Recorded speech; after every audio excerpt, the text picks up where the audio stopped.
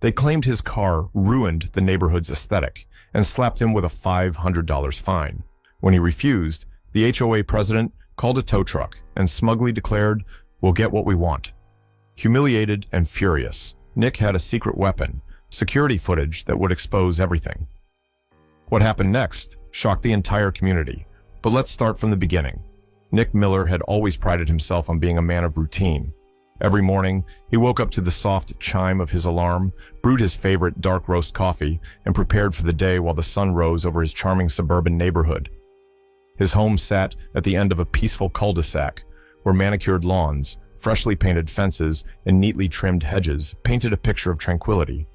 It was a place that seemed almost too perfect, until the HOA decided to remind him who was really in charge. That Thursday morning started like any other. Nick stepped outside, the crisp air filling his lungs, and headed to his car. But the moment his eyes landed on the windshield, his morning peace shattered. There it was, a bright orange sticker screaming at him in bold, aggressive letters. Improper parking, immediate removal required, HOA, fine, $500. Nick froze, staring at the sticker as if it might explain itself. His car, a practical gray sedan, sat perfectly within the boundaries of his driveway, parked exactly where it had always been. Not an inch out of line, not a single tire on the grass. He peeled the sticker off, his fingers trembling with a mix of confusion and anger. "What the hell?" he muttered under his breath, looking around the street as if expecting someone to jump out and yell, "Gotcha!" But the cul-de-sac was eerily quiet, the only sound the rustling of leaves in the breeze. Nick stormed back inside, grabbed his phone, and dialed the HOA office. After several rings, a voice answered, a clipped, cold voice that belonged to a woman who clearly had little patience for pleasantries. "HOA office, how may I assist you?"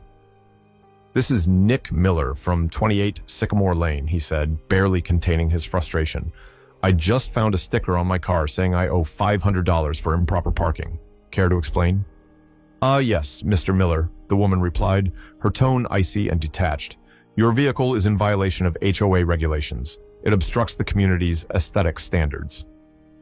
Nick blinked, momentarily stunned. "The what now? My car is parked in my own driveway." "It does not conform to the visual harmony outlined in Section 4.3 of the bylaws," she said, as if reading from a script. "You have until tomorrow to remove the vehicle, or it will be towed at your expense." Nick felt his blood boil. Visual harmony? It's a car, not a neon sign, and it's on my property. "I'm sorry, Mr. Miller, but the rules are the rules," she said, her tone betraying no hint of apology. "Failure to comply will result in further fines and action." Nick clenched his jaw, gripping the phone so tightly he thought it might crack. "Good luck with that," he snapped, ending the call with a forceful tap. He stood there for a moment, staring at his phone as if it might offer some kind of resolution. The absurdity of the situation left him fuming. A fine for parking in his own driveway. It was laughable, if it weren't so infuriating. As the day went on, Nick tried to focus on work, but the sticker and the woman's icy voice echoed in his mind. Something about the whole thing didn't sit right.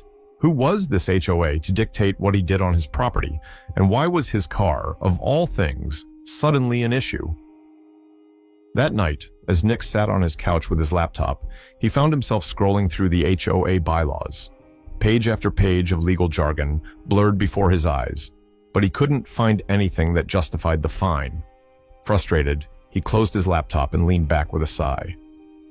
"This isn't over," he muttered to himself.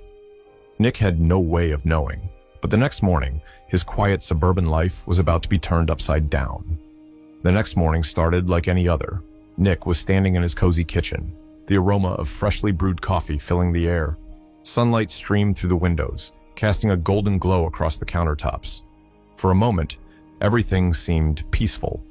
He leaned against the counter, mug in hand, savoring the warmth of his drink as he mentally prepared for the day ahead. Then he heard it, a low, mechanical rumble that sent a chill down his spine. It was the kind of sound that doesn't belong in a quiet cul-de-sac, a sound that spoke of disruption and trouble. Setting his mug down, Nick rushed to the front door, his heart racing with unease. When he stepped outside, the sight made his stomach drop. A tow truck was parked in front of his driveway, its massive crane already hooked to his car. The driver, a burly man in a grease-stained uniform, was adjusting the controls with the casual indifference of someone doing a routine job. "Hey!" Nick shouted, his voice cutting through the morning stillness. "What the hell do you think you're doing?" The driver barely glanced at him, his expression blank. "HOA orders," he grunted, as if that explained everything. Nick marched forward, placing himself squarely between the truck and his car. "You're not taking my car. This is private property and you have no right to be here." The driver sighed, clearly not in the mood for confrontation. He reached into his pocket and pulled out a crumpled piece of paper, handing it to Nick. "Got an authorization letter right here." Nick unfolded the paper, his eyes scanning the sloppy document. It was vague at best, with no official stamps or details, just a signature at the bottom, a signature he recognized all too well, Linda Grayson, the HOA president. Before Nick could respond, Linda herself appeared, striding across the street with all the authority of a monarch inspecting her kingdom. Clipboard in hand, her sharp heels clicked against the pavement and her lips curled into a tight, self-satisfied smile. Mr. Miller," she said, her voice dripping with condescension. "We warned you this would happen if you didn't comply." Nick turned to face her, his jaw clenched. "Comply with what? Parking my car in my own driveway?" Linda's expression didn't waver. "Your vehicle is an eyesore, a blight on the aesthetic harmony of our community." She gestured dramatically toward the neighborhood, as if everyone had been waiting for her to save them from the menace of Nick's car. Nick's temper flared. "You're violating my rights. This is my property and you have no authority here." Linda's smile twisted into a smirk. "Check the bylaws, Mr. Miller. The HOA owns the easement. We have every right to enforce compliance." Nick felt his stomach churn. Could she be right? He wasn't an expert on HOA regulations, but the smug confidence in her tone made him second-guess himself. Still, he wasn't about to back down. "This isn't over," he said firmly, his voice steady despite the storm of emotions raging inside him. "You're not taking my car." Linda raised an eyebrow, her smirk deepening. "We'll see about that." The driver, now visibly uncomfortable, looked between Nick and Linda before stepping back into his truck. "Look, I don't want any trouble. You two figure this out," he mumbled before driving off without the car. Nick stood there, his fists clenched at his sides, as Linda turned and walked away, her clipboard held high like a trophy. The neighbors peeked out from behind their curtains, their faces a mix of curiosity and sympathy, but no one came to his aid. Nick's mind raced. He needed answers, and he needed them fast. If Linda was bluffing, he'd find out. And if she wasn't? Well, he wasn't going down without a fight. Nick sat at his dining table, the faint hum of his laptop breaking the silence of the room. His face was lit by the bluish glow of the screen, but his expression was anything but calm. He scrolled through the HOA bylaws, his frustration mounting with every convoluted paragraph. The document read like a labyrinth of legal jargon, designed to confuse anyone without a law degree. "This can't be real," Nick muttered, rubbing his temples. The absurdity of the situation kept gnawing at him. He felt as though the bylaws were deliberately written to trap homeowners, not protect them. But then, just as he was about to give up, something caught his eye. Buried in the fine print was a clause that stopped him cold. It explicitly stated that the HOA had no authority to tow vehicles from private driveways without a court order. Nick leaned back, exhaling sharply. "Gotcha," he whispered, a flicker of determination replacing his earlier frustration. He wasn't done yet. Nick pulled up the footage from his home security cameras. The time-stamped clips showed everything. Linda pacing in front of his house, her gestures animated as she directed the tow truck operator. She pointed repeatedly at his driveway, completely ignoring the boundary line. Nick watched the footage again, his anger simmering beneath the surface. It wasn't just the violation of his property, it was the smugness, the sheer audacity of Linda acting as though the rules didn't apply to her.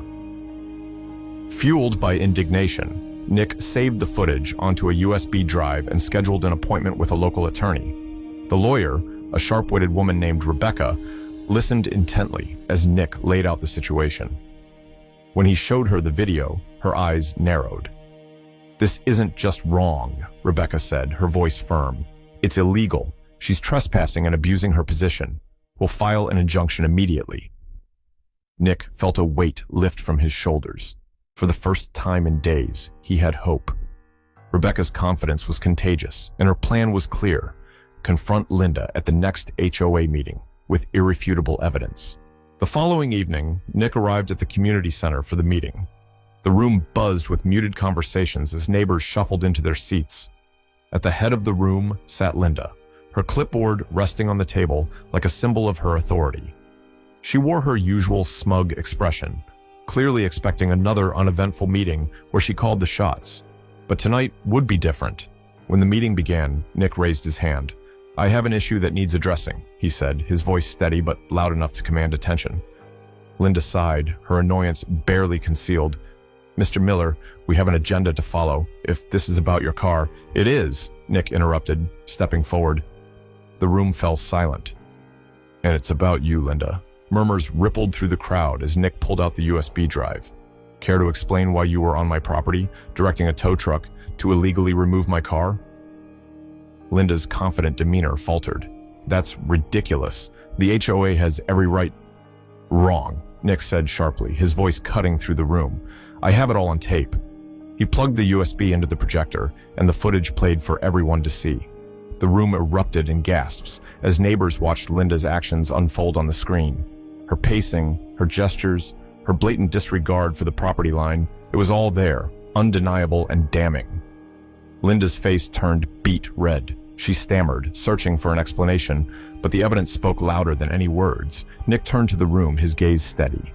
"This isn't just about me. This is about abuse of power and overreach. How many others here have dealt with similar nonsense?" The neighbors nodded, their expressions shifting from shock to solidarity.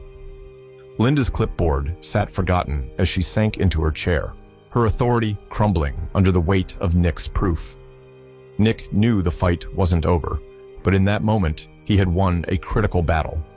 The tide was turning, and Linda's reign of unchecked power was finally coming to an end. Despite the mounting evidence against her, Linda refused to admit defeat. Instead of taking responsibility for her actions, she chose to escalate the conflict. Nick woke up one morning to find a thick envelope from Linda's attorney waiting in his mailbox. She was filing a counterclaim against him, accusing him of defamation and disrupting community peace. The sheer audacity of the move left Nick momentarily speechless. Nick sat at his kitchen table, the sunlight filtering through the window as he read through the allegations. Each line felt more absurd than the last. Linda claimed his actions had caused emotional distress and tarnished her reputation. He couldn't help but laugh bitterly. "She's really doubling down," he muttered, shaking his head. Rebecca, his lawyer, wasn't amused. "This is a classic intimidation tactic," she explained during their next meeting. "She's hoping you'll back off, but the evidence we have is solid. She doesn't have a leg to stand on." With Rebecca's reassurance, Nick felt a renewed sense of determination. He wasn't just fighting for himself anymore. He was standing up against the abuse of power that had plagued the neighborhood for years. The courtroom was packed on the day of the hearing. Neighbors had shown up in droves, their curiosity piqued by the escalating drama. Nick sat at the plaintiff's table, his hands steady despite the nervous energy swirling in the room. Across from him, Linda sat with her lawyer, her expression unreadable but her posture stiff. The judge, a no-nonsense woman with sharp eyes, wasted no time. Rebecca began by presenting the security footage, narrating Linda's actions as the video played on a large screen. Gasps rippled through the courtroom as the video showed Linda trespassing on Nick's property, gesturing to the tow truck operator and ignoring the driveway boundary. When Linda's lawyer attempted to defend her actions, claiming she was enforcing HOA rules, Rebecca pounced. She pulled out the HOA bylaws and pointed to the clause that explicitly prohibited towing vehicles from private property without a court order. The judge leaned forward, her expression hardening. "Miss Grayson," she said, her tone sharp, "you were fully aware of this clause, were you not?" Linda shifted uncomfortably in her seat. "I believed I was acting within my rights," she said, her voice wavering. But Rebecca wasn't done. She handed the judge a set of documents, authorization forms that Linda had presented to the tow company. Your Honor, Rebecca said, her voice steady, these documents have been falsified. The signatures and dates don't match the HOA's official records. The courtroom buzzed with whispers as the judge examined the papers. Linda's face turned pale, and for the first time, her confidence visibly cracked. By the end of the hearing, the verdict was clear. The judge ruled in Nick's favor, stating that Linda's actions were not only a violation of HOA regulations, but also an abuse of her authority. She ordered Linda to pay Nick $5,000 in damages, resign from her position as HOA president, and issue a formal apology. The HOA itself wasn't spared. The judge mandated a complete revision of the association's bylaws to prevent similar abuses of power in the future. As Nick walked out of the courtroom, neighbors approached him, their faces full of gratitude and admiration. "You did it," one of them said, shaking his hand. "You stood up to her, and you won." Nick smiled, the weight of the past few weeks finally lifting. Justice had been served, and Linda's reign of arbitrary rules and intimidation was over. For the first time in years, the neighborhood felt like it might actually become the peaceful haven it was meant to be. Nick stood in his driveway, the late afternoon sun casting long shadows across the pavement. His car sat exactly where it belonged, untouched, unbothered, and finally safe. For the first time in weeks, he felt a profound sense of relief. This wasn't just about winning a personal battle. It was about standing up for what was right and showing that even in the face of overwhelming odds, justice could prevail. Word of Nick's victory spread quickly. By the following week, his quiet cul-de-sac buzzed with whispers and conversations that hadn't existed before. Neighbors who once stayed hidden behind closed blinds were now knocking on his door, sharing stories of their own frustrations with Linda and the HOA's overreach. "I had no idea you were going through this too," said Mrs. Turner, an elderly woman from 2 houses down. "They fined me last year for having a bird bath they said didn't match the neighborhood aesthetic. I just paid it because I didn't know what else to do."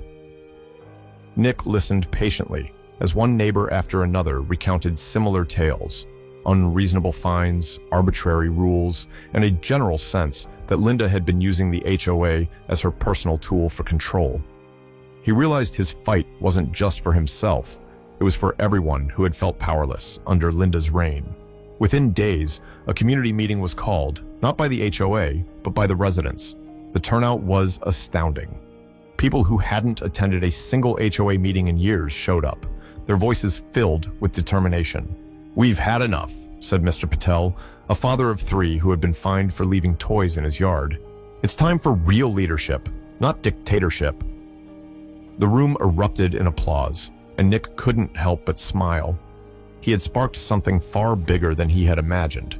Together, the residents organized a vote to replace the current board. It was a tense process, but by the end of the week, the results were clear.